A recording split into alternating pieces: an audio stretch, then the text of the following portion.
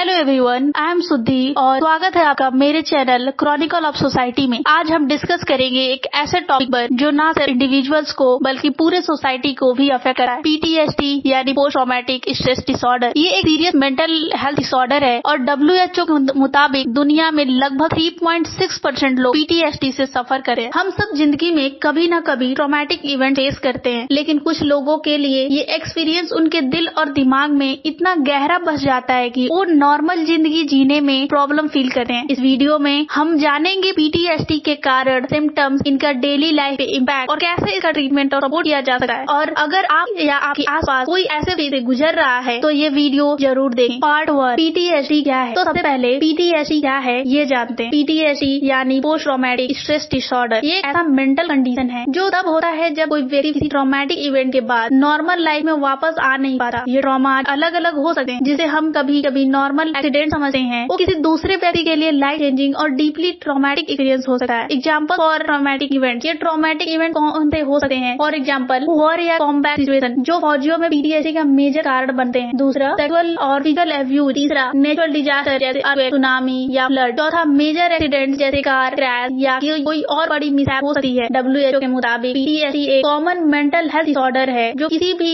As के लोगों को अफेक्ट कर सकते हैं, लेकिन ट्रॉमा के एक्सपीरियंस और पीटीएसडी डेवलप करने का रिस्क हर इंडिविजुअल के केस में अलग होता है। पार्ट 2, पीटीएसडी के सिम्टम। तो क्या है पीटीएसडी के सिम्टम? कैसे पता लगा सकते हैं कि कौन व्यक्ति पीटीएसडी से सफर कर रहा है और कौन नहीं? तो पहला, री एक्सपीरियंसिंग द ट्रॉमा। पीटीएसडी के पहले मेजर सिम्टम्स हैं री एक्सपीरियंसिंग, यानी वो रोमांटिक मोमेंट बार बार आपके दिमाग में वापस आ जाता है। इसका मतलब फ्लैशबैक, नाइटमेयर और इसके इंस्ट्रक्टिव मेमोरी जो आपके कंट्रोल में नहीं होते हैं। ये ट्रिगर के साथ आ सकते हैं, जैसे कोई स्मेल, कोई लोकेशन या कोई और एक्सपीरियंस जो आपको और ट्रॉमेटिक इवेंट की याद दिला दे। दूसरा, अवॉइडेंस बिहेवियर। दूसरा सिम्टम्स है अवॉइडेंस, यानी पीटीएसडी से सफर करने वाले लोग वो सब चीजें अवॉइड करते हैं जो उन्हें ट्रॉमा की याद दिलाती है। एग्जाम्पल के तौर पर वो उस प्लेस या पर्सन से दूर रहने लगे हैं जो उन्हें उस घटना की याद दिला रहा है। तीसरा, negative changes in mood and thought. तीसरा सिम्टम्स होता है मूड और थिंकिंग में चेंज आना। पीटीएसडी वाले लोग अक्सर नेगेटिव थॉट, गिल्ट या सेम फील करते हैं। वो इमोशनली नर्व हो सकते हैं और उनका खुशी या किसी भी पॉजिटिव फीलिंग का एक्सपीरियंस कम होने लगा है। चौथा, अराउजल एंड रिएक्टिविटी। और चौथा सिम्टम्स है हाइपर अराउजल, यानी इजिली स्टार्टल्ड होना, हमेशा अलर्ट होना रहना या एंजाइटी के कारण स्लीप डिस्टर्ब होना। WHO के हिसाब से पीटीएसडी किसी भी ट्रॉमेटिक इवेंट्स के बाद डेवलप हो सकता है। हम अमेरिकन लोगों में लगभग 70% एडल्ट कभी न कभी ट्रॉमेटिक इवेंट फेस करते हैं और इनमें से 20% लोग पीटीएसडी डेवलप करते हैं। ये डिसऑर्डर वापस से नॉर्मल लाइफ जीने में लोगों को काफी परेशान कर सकता है। पार्ट 3, पीटीएसडी का डेली लाइफ पर इम्पैक्ट। जो भी व्यक्ति पीटीएसडी से सफर कर रहे हैं उनके डेली लाइफ कई तरीके से इम्पैक्ट होती है। जैसे पहला, पर्सनल रिलेशनशिप इम्पैक्ट। पीटीएसडी का इम्पैक्ट सिर्फ उस व्यक्ति तक सीमित नहीं होता जो ट्रॉमा फेस कर रहा है, ये उनके रिलेशनशिप पर भी बुरा असर डाल सकता है। जैसे उसका अपनों के साथ ट्रस्ट इशू हो सकता है या उसमें इमोशनल कनेक्शन मेंटेन करने में डिफिकल्टी हो सकती है। दूसरा, प्रोफेशनल लाइफ इम्पैक्ट। काम करने में भी पीटीएसडी के सिम्टम्स मेजर प्रॉब्लम क्रिएट करते हैं, जैसे कि कंसंट्रेशन इशू, अब्सेंटिज्म और इवन जॉब लॉस के चांसेस बढ़ जाते हैं। तीसरा, सोसाइटी पे इम्पैक्ट, जैसे इकोनॉमिक और पीटीएसडी सिर्फ हेल्थ का नहीं बल्कि इकोनॉमिक इशू भी है। हेल्थ सर्विसेज और प्रोडक्टिविटी में लॉस के कारण कंट्रीज को पीटीएसडी का इकोनॉमिक बर्डन उठाना पड़ता है। दूसरा, लॉन्ग टर्म इम्पैक्ट। अगर टाइमली ट्रीटमेंट का ना किया जाए तो ये डिप्रेशन, एंजाइटी या सब्सटेंस अब्यूज जैसे सीरियस मेंटल हेल्थ इशू में बदल सकता है। WHO कहता है कि पीटीएसडी किसी भी व्यक्ति की क्वालिटी ऑफ लाइफ को ड्रास्टिकली लोअर कर सकता है। ये इंडिविजुअल और सोसाइटी दोनों के लिए एक चैलेंज बनता है। और पीटीएसडी का ट्रीटमेंट और कॉपिंग मैकेनिज्म। पीटीएसडी से सफर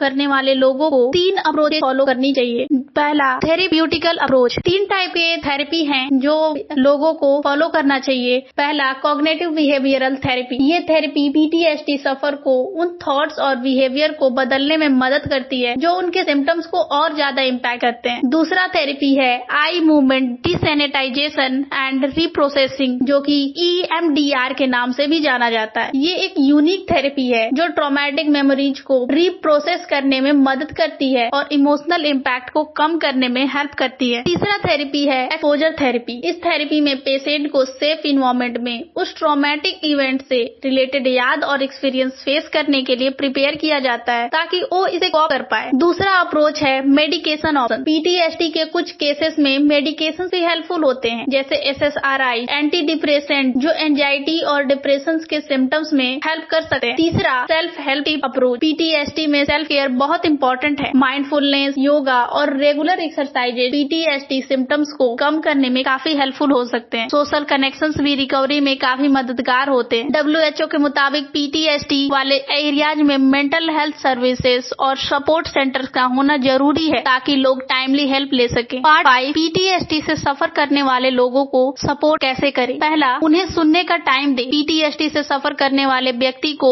बिना जजमेंट के सुनना उन्हें सेफ और वैल्यूड फील करवाने में बहुत मदद करता है। दूसरा, अपने आप को एजुकेट करें। PTSD के बारे में सीखना आपको उन्हें सपोर्ट करने में और ज्यादा हेल्पफुल बना सकते हैं। तीसरा, प्रोफेशनल हेल्प इनकरेज करें। अगर आपको लगता है कि उन्हें थेरेपी या काउंसलिंग की जरूरत है तो जेंटली उन्हें ये सजेशन दें। प्रोफेशनल हेल्प उनकी रिकवरी में बहुत जरूरी होती है। WHO के रिसर्च के अनुसार strong social support PTSD recovery में मदद करता है और पेशेंट को कॉपिंग स्किल को स्ट्रेंथन करता है। Last part, conclusion. आज के इस वीडियो में हमने पोस्ट ट्रॉमेटिक स्ट्रेस डिसऑर्डर को डिटेल में समझा, इसके कारण, सिम्टम्स, इम्पैक्ट और ट्रीटमेंट के ऑप्शंस को डिस्कस किए। ये एक सीरियस मेंटल हेल्थ इशू है जो सिर्फ एक व्यक्ति पर नहीं, उसके आसपास के लोगों और सोसाइटी पर भी असर डालता है। लेकिन अच्छी बात यह है कि ट्रीटमेंट और सपोर्ट से रिकवरी पॉसिबल है। मेरी सभी व्यूअर से ये रिक्वेस्ट है कि अगर आप या आपके आसपास कोई PTSD से स्ट्रगल कर रहा है तो उनके लिए सपोर्ट बनाएं और उन्हें हेल्प लेने के लिए इंकरेज करें। मेंटल हेल्थ को लेकर सपोर्ट और अंडरस्टैंडिंग बनाना क्रिटिकल है। हम सब मिलकर एक डिफरेंस क्रिएट कर सकते हैं। अगर आपको ये वीडियो इन्फॉर्मेटिव लगी तो प्लीज इसे लाइक करें और अपने फ्रेंड और फैमिली के साथ शेयर करें ताकि और लोग भी PTSD के बारे में अवेयरनेस गेन कर सके। और इसी तरह के वीडियोज देखने के लिए मेरे चैनल क्रॉनिकल ऑफ सोसाइटी को सब्सक्राइब करना ना भूले। Stay tuned for more meaningful discussion on social issues, mental health और कुछ इंटरेस्टिंग टॉपिक जो हमारी जिंदगी को इन्फ्लुएंस करते हैं। तब तक के लिए thank you for watching and मिलते हैं नेक्स्ट वीडियो में।